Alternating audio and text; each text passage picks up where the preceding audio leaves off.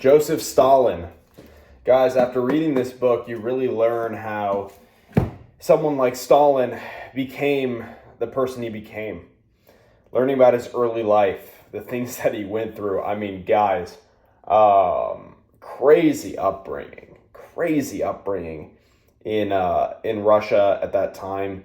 Stalin is Georgian, and so he grew up in a place where things are just so different. I can't imagine growing up the way that he did, going through the things he went through.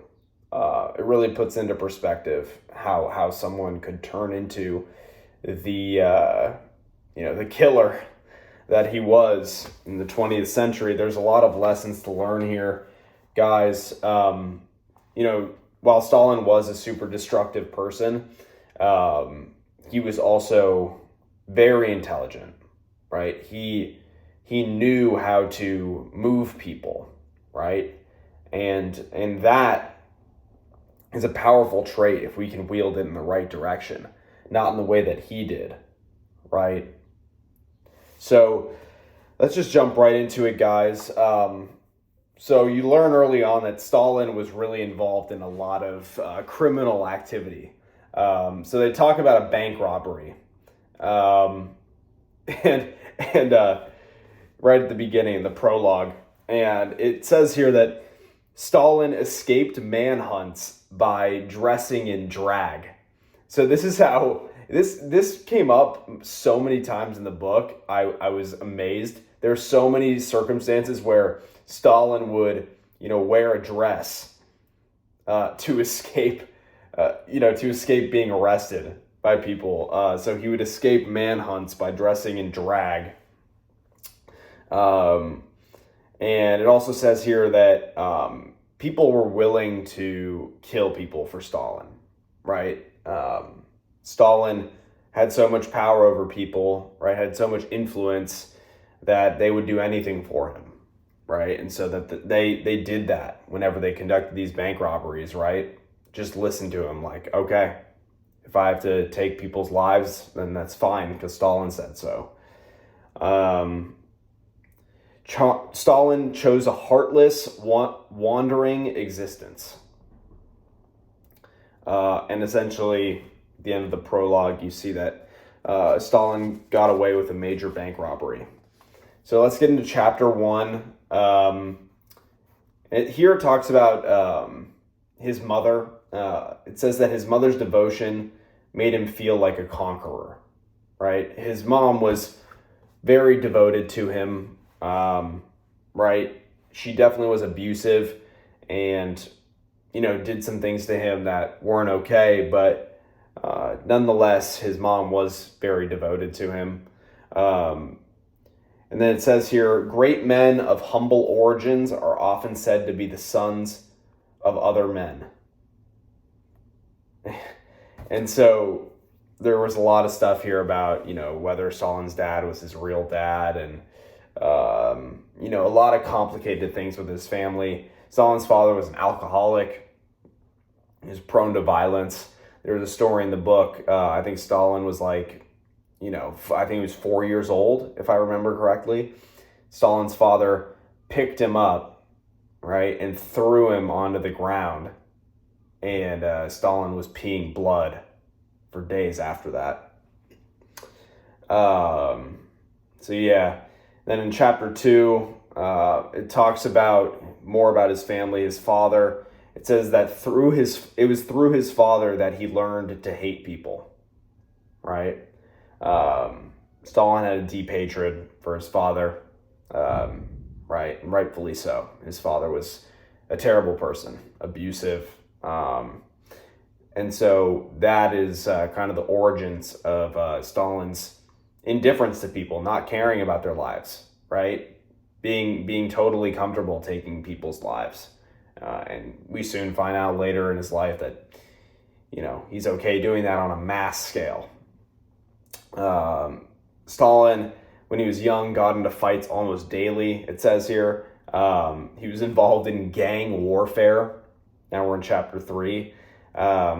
He displayed the will to power at an early age. Uh, and it says here, Stalin became a natural extremist. He spent all his spare time reading, and he lured his teacher. And then there's a story about becoming a leader at a young age, right? He lured his teacher into an empty classroom and threatened to kill him, right? Because the teacher was telling him what to do, or he disagreed with the teacher. And he brought together a bunch of boys that were older than him and basically, pushed this teacher into an empty classroom, threatened to kill him. It's crazy. Chapter 4, a hanging in Gori. Here, I think in this chapter, they made the students at the school he was at watch a hanging. I mean, imagine this stuff, guys. Like, imagine being in school and saying, all right, instead of going to recess, we're going to go watch a hanging, right? That's the type of stuff that they would make these young men and women during that time witness, right? And just imagine the kind of impression that leaves on you, right? Seeing all this stuff at an early age. The abuse, the neglect, the killings. I mean, it's hard to imagine living in that time, or living in a society where that's just normal. And then here, this kind of shows Stalin's ambition from an early age, and I found myself actually saying something similar before. His father was a cobbler, and if anything, he did not want to be anything like his dad. So it says here, he told his mom, "I'd rather kill myself than be a cobbler." I've literally said this line before. Like, my need to be independent, to work for myself. I've definitely said something along those lines before. And then, getting into chapter 5, they called Stalin the young man with the burning eyes. Right, so you could see the fire in his eyes from a young age. Stalin was a poet before he was a revolutionary.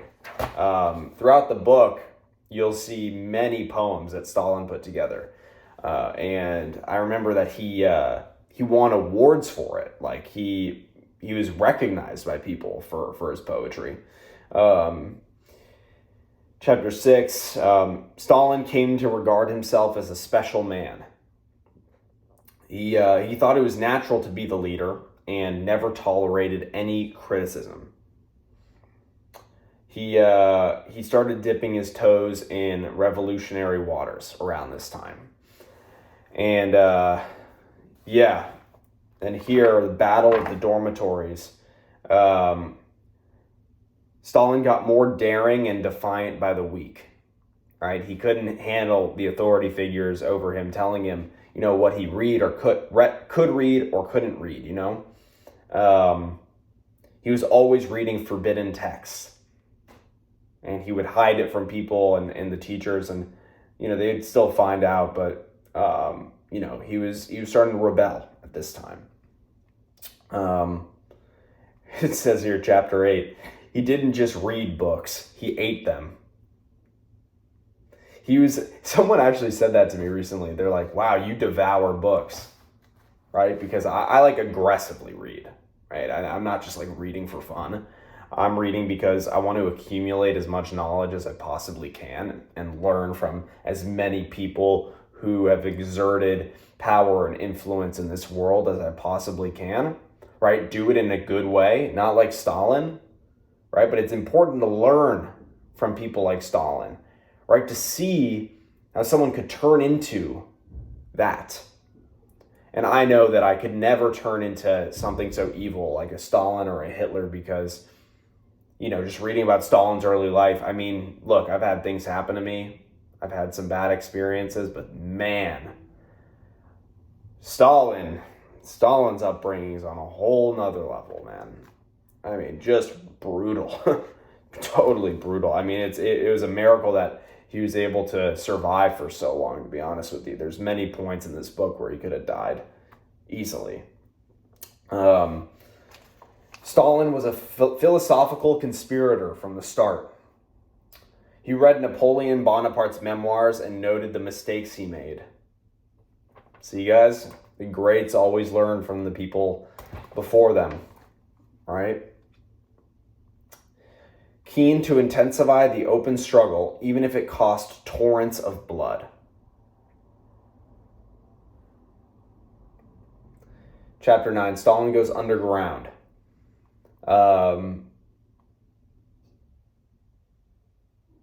Stalin evades the police constantly and pretends to be a sick patient. So here again, in this chapter, you just see Stalin's schemes that he uses, right? Dresses up in drag to escape the police, fakes being an ill patient to evade the police. It's just unbelievable. Then in chapter 10, we get into Stalin working for the Rothschilds, right? The Rothschilds had so much influence during this time, right? Even in Russia and Georgia and Armenia, the Rothschilds were prevalent, in that region. So the Rothschilds refinery catches on fire, right? Basically what was happening at that time is there was, a lot of revolutionaries, a lot of workers who were rebelling against, the wealthy people like the Rothschilds, for example. And so Stalin and kind of his gang, the bandits, got the Rothschilds to increase pay by 30%, right? Through aggression, through force, And then getting into chapter 11, the prisoner. Stalin goes to prison. So many guys in this book. I mean, so many times in this book, guys. I don't even know how many times. I can't even count. It's insane. So Stalin in prison, he was incapable of cooperating with anyone else.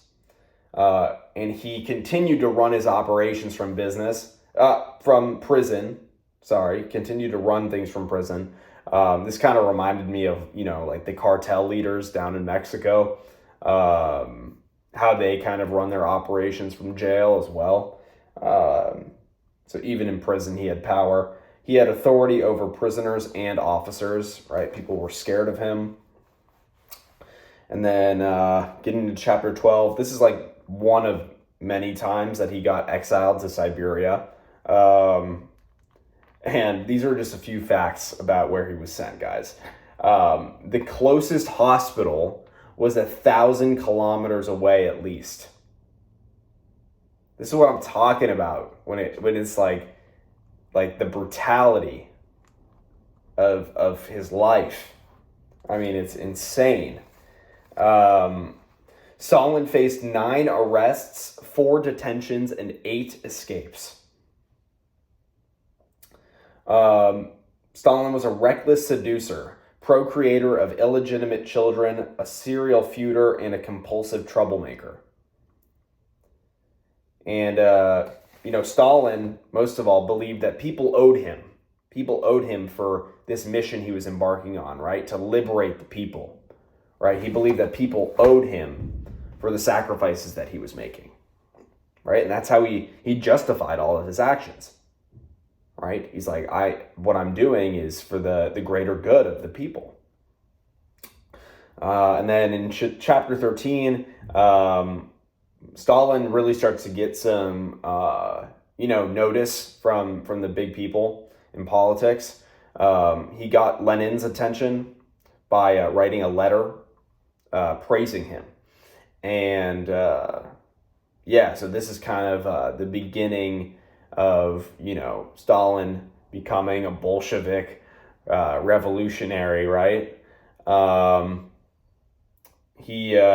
And then it says here that Stalin learned English from attending church services. So Stalin, obviously knew that English was an important language to learn. And so that's kind of how he he picked that up. Stalin was just forever learning, right? Every day trying to learn something new. Chapter 14, King of the Mountain. This talks about the Azeri Turks and Armenians getting into battle with one another. It says here that Stalin was a master of the art of dissimulation. Revolutionaries were funded by big business and the middle class. And Stalin offered security for money. And what that means is he wouldn't blow up their minds if they paid him. Stalin was a guy who just used threats to get people to do what he wanted to do. And then here, next chapter, chapter 15, Stalin said, we need 3 things: 1, guns; 2, guns; and 3, guns. And Stalin says, the thunder of revolution is roaring. You can see that he's getting this thing inside of him that's just telling him, man, this is the beginning of something big, right? It's a revolution. And then here, chapter 16, Stalin meets Lenin. It says here that Lenin's blend of intellectual force and total impracticality made him so remarkable. Stalin, and then it says here, Stalin sends hitmen to kill the general. And he did that because he was a nemesis of the Georgian Revolution. Stalin used the mystery man and bandages trick to escape the police. Again, guys, if you read this book, you're just gonna be amazed. Just amazed at the amount of times that this guy evades the police, gets arrested. I mean, it is insane. It is insane. I don't even know how it's possible. How it's possible that he's got out the other side. And then here, chapter 17, the Outfit is a group that Stalin put together to conduct bank robberies, right? Stalin conducted many bank robberies throughout his life. It's just fascinating. He kept himself at least one remove from the ordinary gangsters. So this is how Stalin was able to get away with a lot of things, guys, right? He made people do the dirty work, stayed a step away, right? So that it was them who were getting punished immediately if they were caught. People still knew that Stalin was involved in these things, but that's kind of how he used people to do the dirty work for him. And then here's a quote from Stalin: one can't pick a rose without pricking oneself on a thorn. And then it says here, his real mistress and wife was the revolution. Yeah, guys, this is a fascinating read. I would definitely recommend going into it. I'll do a part 2 on this because there's so much more to talk about, and I do like to keep these, not too long. So if you guys want a part 2 on Stalin, let me know in the description.